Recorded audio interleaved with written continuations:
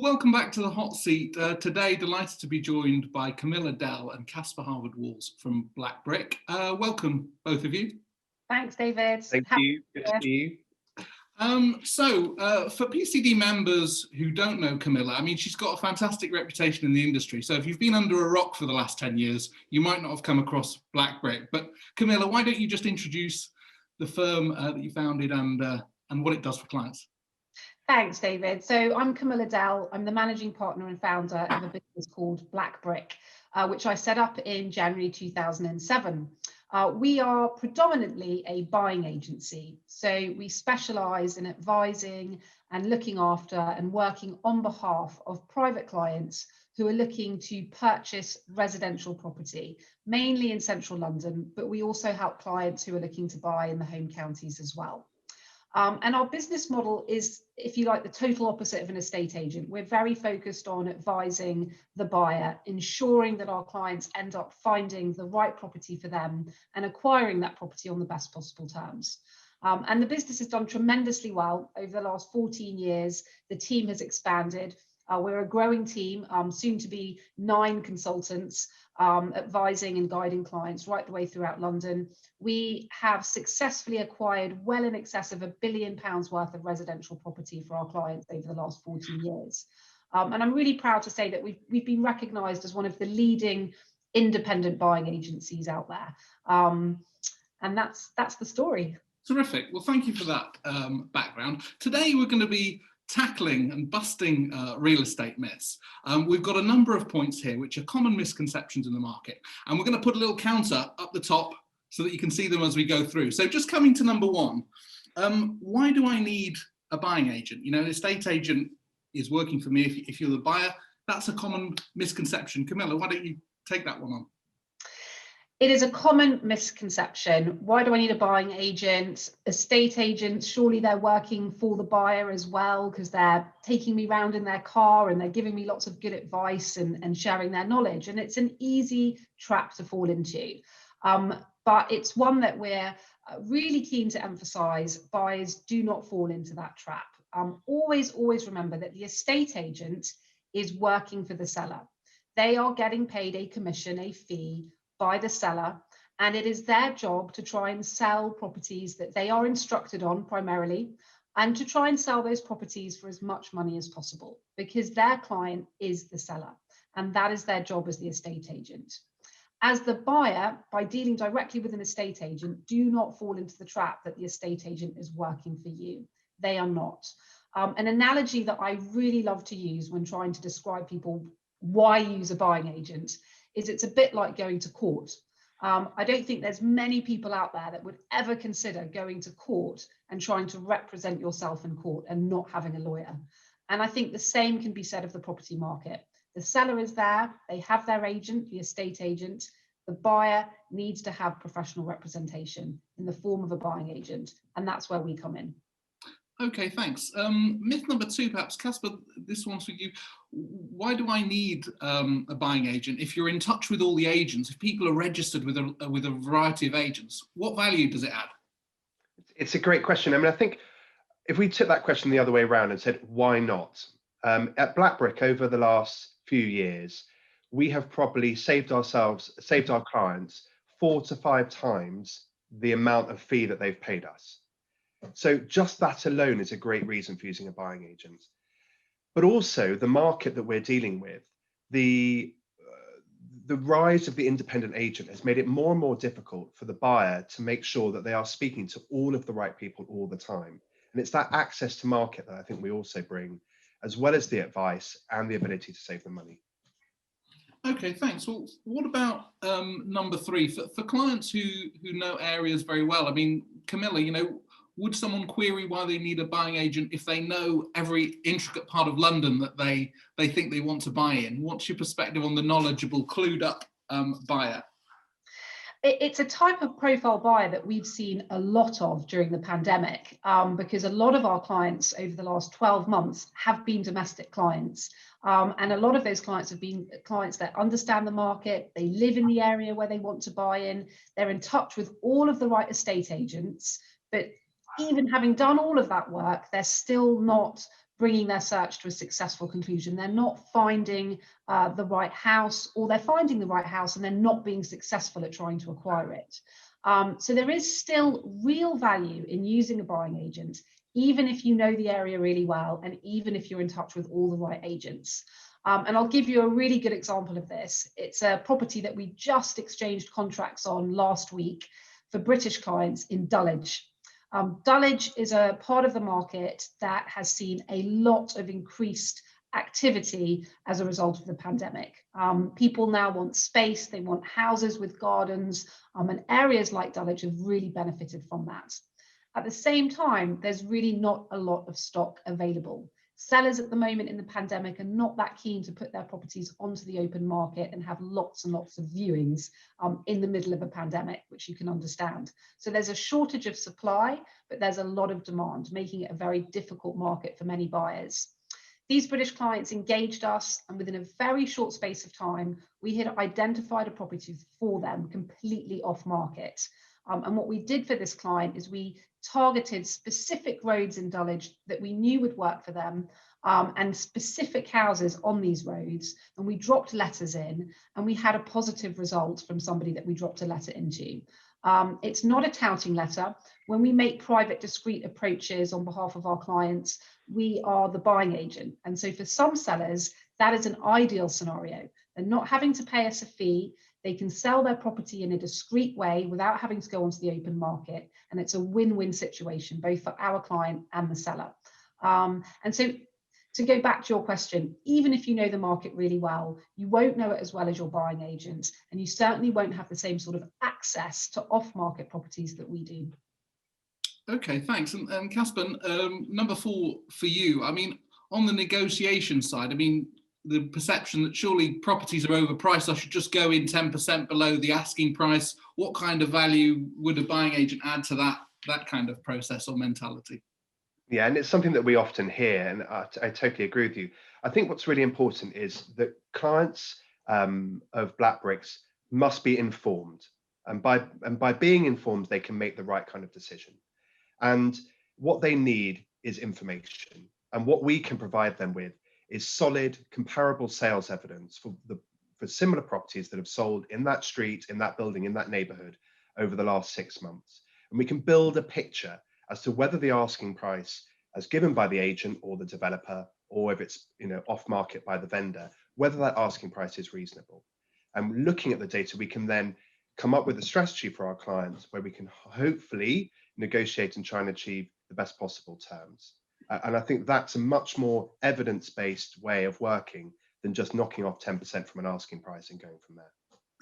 Okay, thanks. Well, Camilla, what about properties that have been sat online for some time, gone a bit stale perhaps? Is there necessarily something wrong with that property? Brilliant question. The honest answer is there could be, or it's just a case of a property having sat online because the market's quiet. It could be price driven as well. We are still in quite a price sensitive market, and if a property comes onto the market at too much money, typically buyers tend to ignore it. So it could be a number of different factors. And what I always say to clients is, just because a property is on the market and on a portal doesn't mean it's not worth considering. It could be the right property for you, and it could be that the seller of that property is really, really motivated and might take a significant discount on their advertised price. You just don't know. So just because a property has been set on the market a long time doesn't mean necessarily there's something wrong with it. However, you do need to tread cautiously. There could be a good reason why it hasn't sold that's not visible just from looking at the details on a portal. Okay, thanks. And Casper, what about off-market properties and coming across clients with a preference for off-market properties because it's better? What would you think about that kind of statement? I mean, often clients think to themselves, it's off-market, it must be more exclusive, it must be more desirable. And sometimes that's the case. In fact, over the last couple of years, last year, for example, 1 in 5 properties that we acquired for clients was off market. The year before, it was just a bit more than 1 in 4. So that grey market, as people are sort of calling it now, is growing and growing and growing. The issue for buyers sometimes is that that property hasn't been market tested. And therefore, as a result of that, it can actually be more expensive than, let's say, buying a property that's been on the market for 8 to 12 weeks. What you tend to find is that the more unique and certainly the higher the price of the property, you'll see more and more and more of that off market. But just to focus on that alone is probably not the right strategy. Okay, thanks. And Camilla, what about the perception that buying agents are only for the super rich with mega super prime properties? At what point do you find you add value as a buying agent? I mean, I think we add value to all buyers. And I would love the buying agency service to be completely universal and accessible to everyone, including first-time buyers. One of the things that I decided to do really early on when setting up Blackberry was to actually have a really low minimum. Our minimum, and this sometimes really surprises and shocks people, is £500,000. That is our minimum criteria to become a Blackberry client. The reason why we set it so low is for a few reasons. Some of our investor clients like to buy smaller properties. We've had some clients that we've looked after for many, many years, and over time, they want us to go on and source properties for children. And we just want to be able to help more people. So I think it's a misconception that buying agents are only for the super wealthy. The truth is the majority of work that we do for clients is on properties priced between 1 and 10 million. That's really where we're most active. Of course, every now and again, we do some super prime deals up at 20, 30. Our most expensive transaction or highest value transaction was at 55 million. But that is not everyday business for us. The majority of work that we do is lower price range. And I think ultimately a buying agent service would be great if it could be for everyone, because I think all buyers would benefit from it. Okay, thanks. And Casper, one for you here, number 8, which is if someone hasn't sold their house yet, but they're worried about finding the next one, should they start looking, making offers, getting engaged in the process? What would your take be on that kind of position? It certainly, the pandemic has caused for, transactions to take longer than ever before. Certainly, if people are using mortgage finance, then actually the process of the deal going through can take many months. So it is something that's definitely worth them, moving forward with. But, and being in a chain is not unusual in London. Having a property to sell and trying to acquire another property is not unusual at all.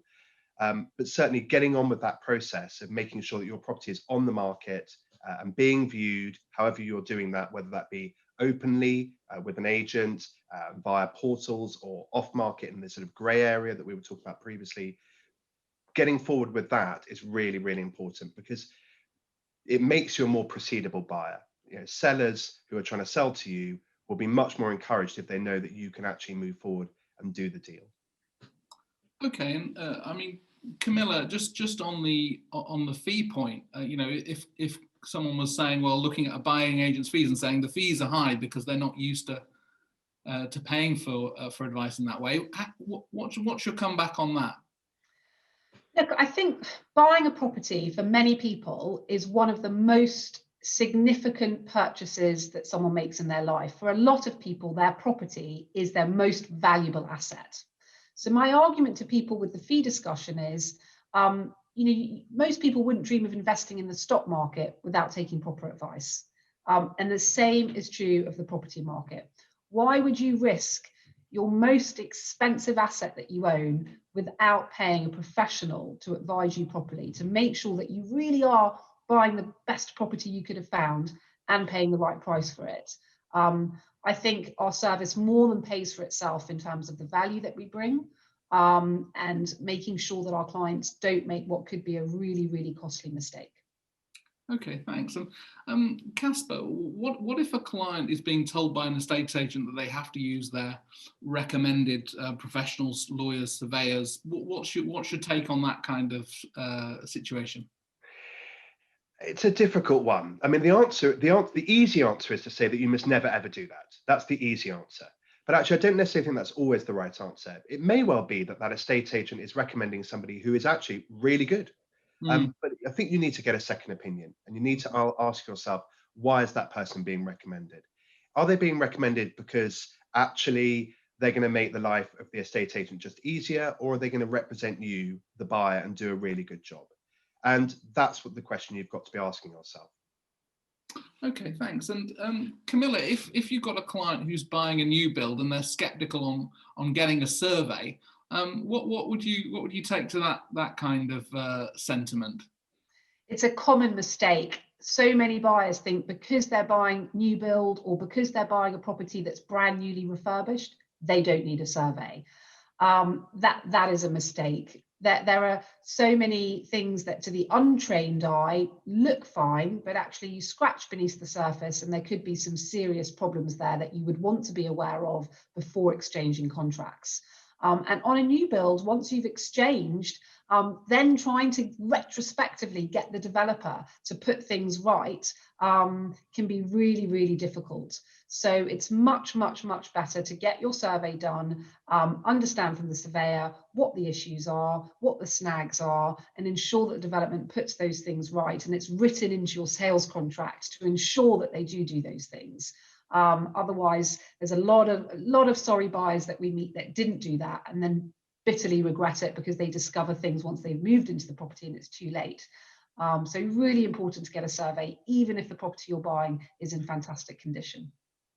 Okay. That question always makes me, reminds me of what's always become an urban myth story from when I was an estate agent before I joined Blackberry 10 years ago. And a lady bought a newly developed apartment and she decided not to have a survey. It looked like it was in immaculate condition. And she moved in, and on the first night, she went to go and plug something into the wall, and there were plug sockets on the wall. She plugged it in and nothing turned on. And she moved around the apartment, plug to plug to plug, nothing worked. And the developer had never wired the apartment. Wow. Always get a survey. Absolutely, makes good sense. And Casper, just thinking with you, I mean, when in a hot property market, people can often get gazumped, or there's complex chains. I mean, perhaps most people in the UK are familiar with gazumping, but maybe explain the term and also what people can do if they are gazumped. You know, what would your advice be to a client in that situation?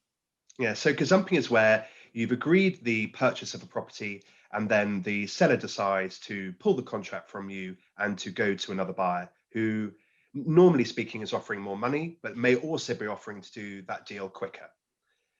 Question one, so I always say to clients, point one rather, is to stop and take a breath and to decide to yourself, actually, do I want to try and move forward with this property? Is this still something that I want to purchase?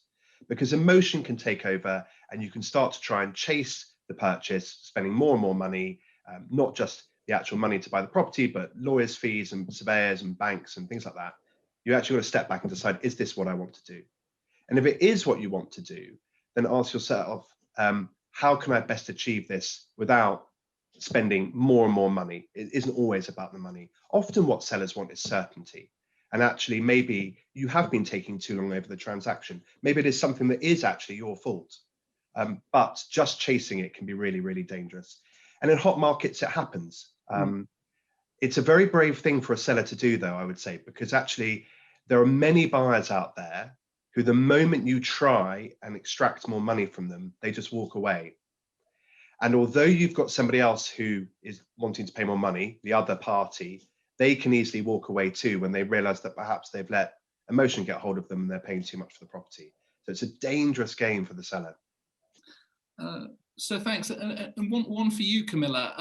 The agent has advised that the offer is too low and probably isn't worth submitting. What would you recommend to someone in that position, Camilla?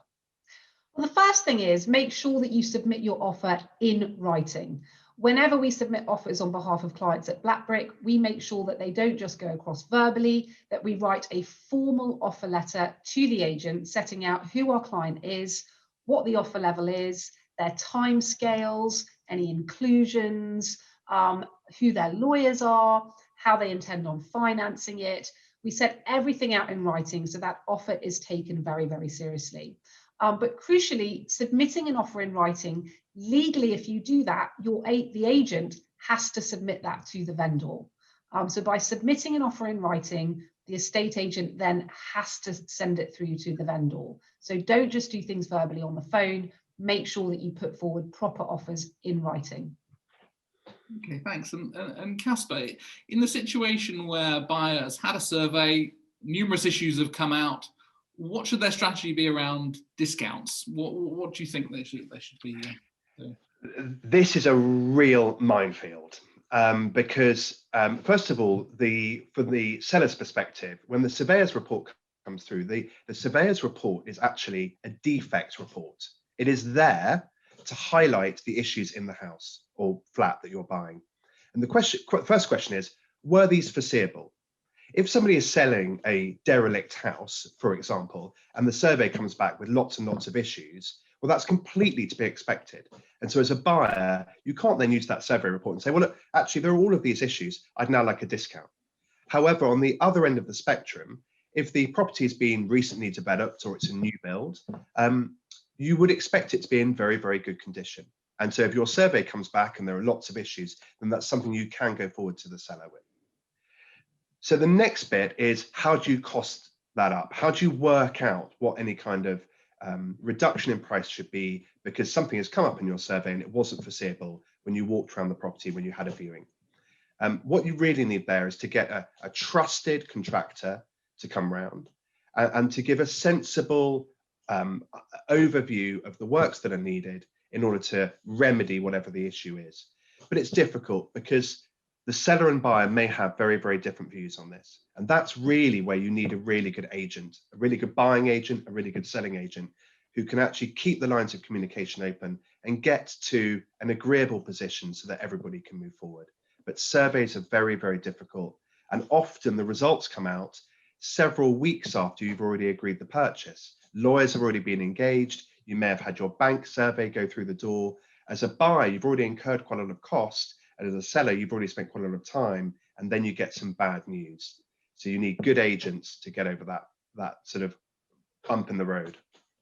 Okay, thanks. And Camilla, if you have the situation with a property owner considering renting out a property, they see that as a sort of medium term solution, and they don't foresee any issues with what might happen down the line. I mean, how might you discuss that with them, the idea of whether they'll rent a property out? I always say to my clients, when you're buying a property, you're either buying it for yourself for your own use, or you're buying it for investment.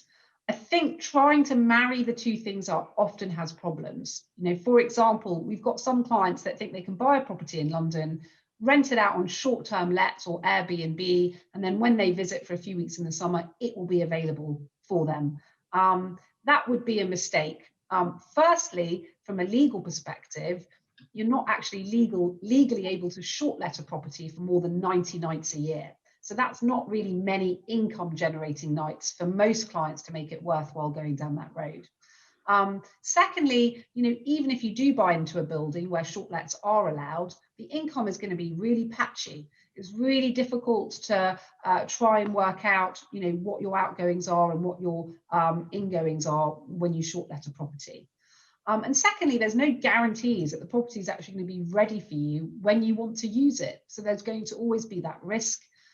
Short letting properties is also really management intensive, and the fees are really high. You can't keep any of your personal belongings in the flat. So I always say to clients, if you're planning on having it as a rental investment, it's much better to have a long-term tenant in there than it is to try and short let it. Having said that, with long-term tenants, something to be aware of at the moment because of COVID is, if you want to suddenly get that property back and take possession, you can't just serve your 2 months notice on your tenant in the way that you used to be able to. There's been a change in law which gives tenants more rights. You now have to serve them at least 6 months notice to terminate that tenancy. So tenants now have much, much longer before they need to move out of a property. And you certainly, in a national lockdown, can't just take possession of your property whenever you want to. So again, these are things that are worth bearing in mind if you're planning on renting your property out. The last thing I'd say is make sure that you have a really good professional managing agent. Most of our clients don't want tenants ringing them up in the middle of the night saying that they have a leaky tap or the boiler's not working. And also when you have to have difficult discussions with clients, certainly if they're not able to pay their rent because they've been made redundant, those sorts of discussions are always so much easier if you've got a professional intermediary representing you. Okay, thanks. And Casper, for those buying intending to renovate, perhaps put new flooring in, windows, make some changes, and they consider that something they've done after the purchase, what's your recommendation around that kind of thought? So I think, making sure that they've done their research before the purchase is really, really key. What you don't want to do is buy a property with grand visions about what you're going to do to renovate it, and then find out that what you'd actually planned isn't allowed at all.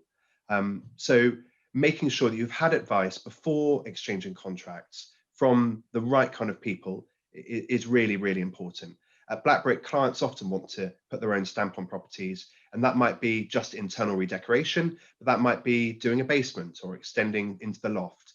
We always make sure that we have spoken to the right people, taken the right planning advice before those things are considered, so that actually once the purchase is made, we know that everything that's been agreed is there and in place and ready for us to get on with. Okay, thank you. And Camilla, the final myth we're going to tackle today is if the client is being offered a discount, but is it really a discount? Does it really represent value? How do you approach that statement? Yeah, I think buyer beware. And I think this happens a lot, particularly on new build. The developer will say, look, our asking price is X, but we're offering 10 or 15% discounts at the moment for early bird reservations. And I think you need to be very careful as a buyer, without a buying agent guiding you on this, to really understand, is that a real discount in real terms? And really the only way to assess that is to analyze it. You need to try and look really carefully at what other similar properties have sold for recently. Getting hold of that information, particularly at the moment, because there's not that many transactions going through, is really difficult. So it's a tough one. I think particularly with new build, it's often very difficult to get hold of the data of what actually has been sold in that development. And that's the only way to really understand whether you're getting a true discount. When we put offers forward for clients, we collate a lot of comparable sales data. This is also where our relationship with developers and agents comes in very handy. Even if things are not openly available on land registry, that doesn't mean that sales haven't been agreed. And we're very good at trying to get hold of that information so we can properly assess whether it's a true discount or whether the asking price was just inflated to begin with, and it's a grey discount, if you like. Well, thank you for chatting to me today, doing some myth busting around the real estate sector. We look forward to sharing this with our members. So thanks very much for joining me. Thanks, David. Thanks, David.